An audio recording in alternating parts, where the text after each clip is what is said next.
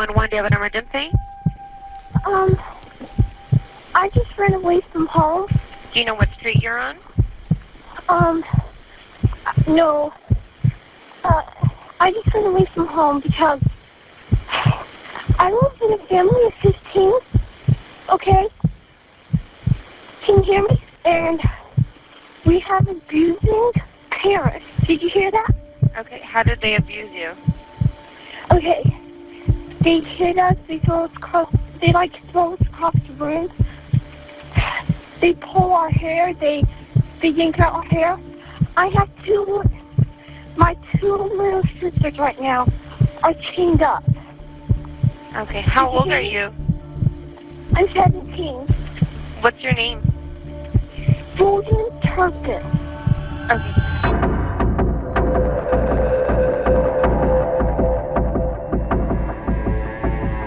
Rekaman barusan adalah rekaman panggilan 911 oleh gadis berumur 17 tahun.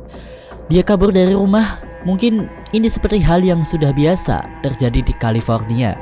Namun terdapat fakta kengerian di balik semua ini. Tanggal 14 Januari 2018 menjadi saksi bagaimana seorang gadis berusia 17 tahun melarikan diri. Rekaman CCTV rumah sekitar memperlihatkan gadis yang keluar dari rumahnya terlihat seperti gemetar dan langsung berlari ke ujung seberang jalan hingga menghilang dari pandangan CCTV rumah. Gadis itu bernama Jordan Turpin. Rencana lari dari rumah ini telah direncanakan selama 2 tahun. Seandainya ia tidak melakukannya, mungkin nasib keluarganya akan menderita selama 20 tahun lebih. Rekaman juga memperlihatkan seorang yang terlihat lebih tua berlari dari rumah yang sama namun dengan arah yang berbeda dari Jordan. Tapi tidak lama setelahnya orang itu kembali ke rumahnya lagi. Sekitar pukul 6 pagi, polisi mendapatkan telepon misterius yang tidak lain dan bukan dari Jordan. Operator meminta keterangan mengenai posisi Jordan saat itu. Namun yang aneh, berulang kali Jordan salah mengeja ataupun memberikan informasi terkait posisinya. Your address. Okay, you guys, give me a minute. This is going to take a while. I've never been out. I don't go out much, so I don't know anything about the streets or anything. My address is 9257 574. Did you get it? Okay, so now you just gave me a whole bunch of numbers. You didn't give me any kind of street name there. Oh, okay, I'm sorry. Okay. Those are the numbers on my house. That's your zip code. The numbers on your house should only be Jordan mengakui dia tidak tahu apapun. Dia tidak pernah keluar sekalipun atau bahkan tahu nama jalan tempat ia tinggal. Terungkap jika Jordan tidak pernah sama sekali mendapatkan pendidikan formal, sekolah, atau bahkan homeschooling. Ini menjadi misteri bagaimana seorang gadis 17 tahun tidak mengetahui sendiri tempat di mana ia tinggal. Namun beruntungnya, Jordan dapat memberitahu sedikit petunjuk mengenai posisinya. What's going on? Okay. I just ran away from home. Okay.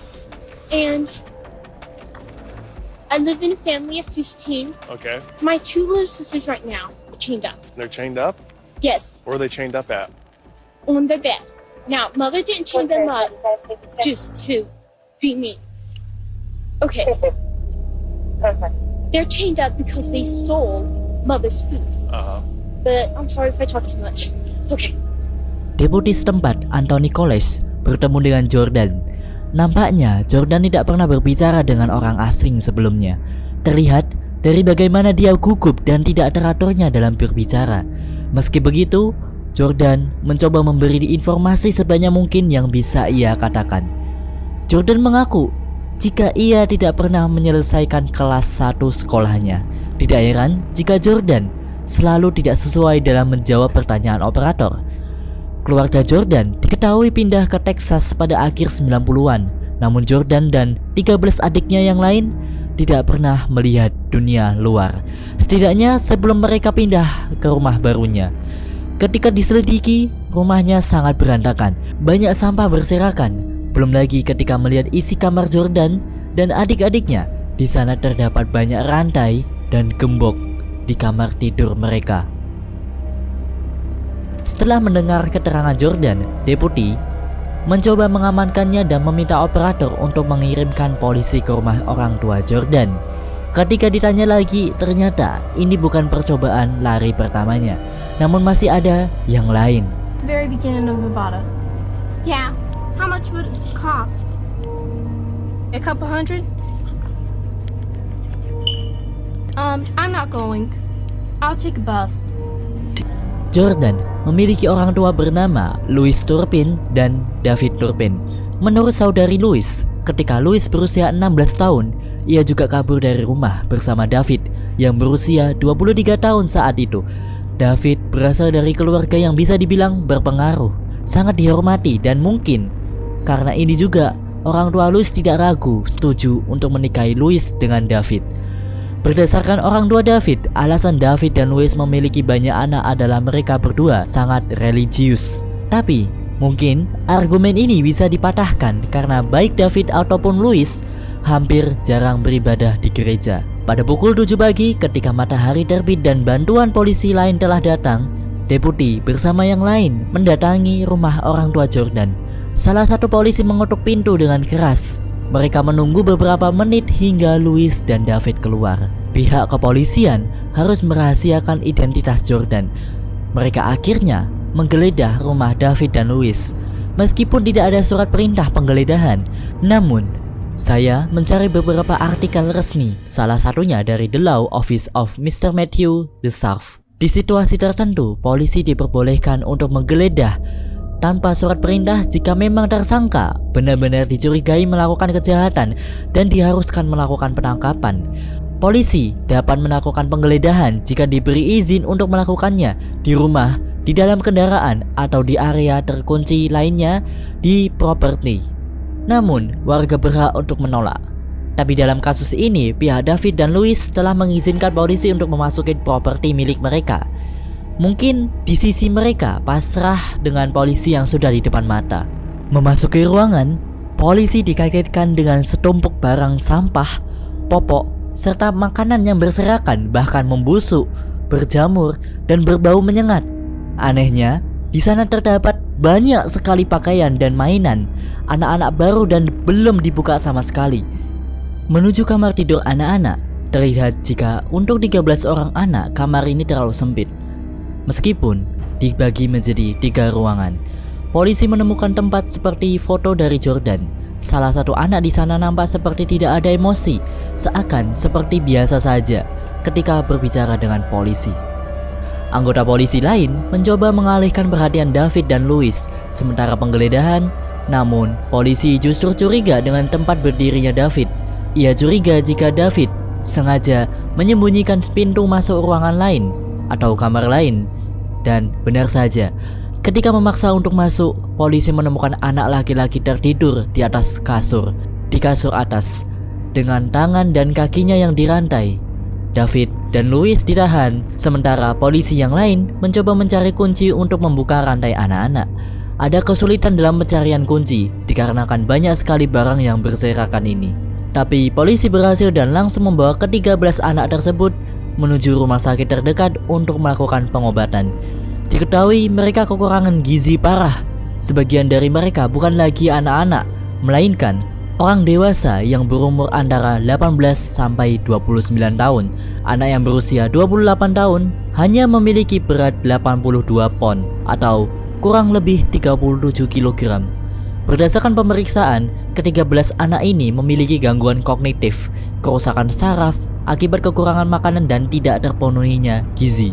Diketahui juga, meskipun ditemukannya banyak sekali kemasan makanan di dalam rumah, namun David dan Louis hanya membeli semua itu untuk dipamerkan saja, atau hanya untuk diperlihatkan dan bukan untuk dimakan. Hal ini dibuktikan dengan kemasan makanan yang masih berisi namun telah membusuk. Ketika dimintai keterangan oleh kepolisian, David dan Louis sama sekali tidak dapat menjawab mengapa mereka memperlakukan anak-anak mereka seperti itu. Saat di penjara, Louis menulis suatu surat untuk ayah dan anak-anaknya yang berbunyi, "Kami sangat menyesal atas semua kesalahan yang kami lakukan dan sekarang kami sadar telah melakukan beberapa hal yang salah. Mungkin akan berbeda di masa depan. Cara makan, waktu di luar, dan mandi akan dilakukan lebih teratur. Maafkan saya karena ini terjadi. Tapi, masa depan kita sebagai keluarga akan sangat lebih baik dan kuat. Kami berharap dapat bertemu segera. Saya berjanji tidak akan ada lagi rantai di rumah. Saya sangat menyesal. Saya mencintai anak-anak dan berharap bisa bertemu kembali." Dan David juga memberi keterangan saat pengadilan. "Yang mulia, saya bersyukur kepada Tuhan untuk semua anak-anak saya. Masing-masing dari mereka adalah berkah dari Tuhan. Homeschooling dan disiplin yang saya miliki ini memiliki niat baik. Saya tidak pernah bermaksud untuk menyakiti anak-anak saya. Saya minta maaf jika saya telah melakukan sesuatu yang merugikan mereka. Saya senang kami bisa menyelesaikan kasus ini tanpa anak-anak yang dipaksa untuk bersaksi. Saya cinta anak-anak saya dan saya percaya anak-anak juga mencintai saya." Pada April 2019, David dan Louis dijatuhi hukuman selama 25 tahun penjara dan masih berlanjut hingga hari ini. Sedangkan ke-13 anaknya dibagi menjadi 2 kelompok. Orang dewasa yang bekerja di keperawatan dan anak-anak yang lain dititipkan di panti asuhan. Seharusnya cerita sudah berakhir di sini. Namun, faktanya salah satu dari 13 anak mengajukan tuntutan ke pihak agen pengasuhan yang ditunjuk pengadilan. Uang sumbangan sebesar $600.000 tidak pernah mereka terima dari pihak wali. Pihak BBC yang mencoba menaikkan berita ini pada tahun 2020 dan karena berita ini naik, 13 anak mendapatkan haknya kembali.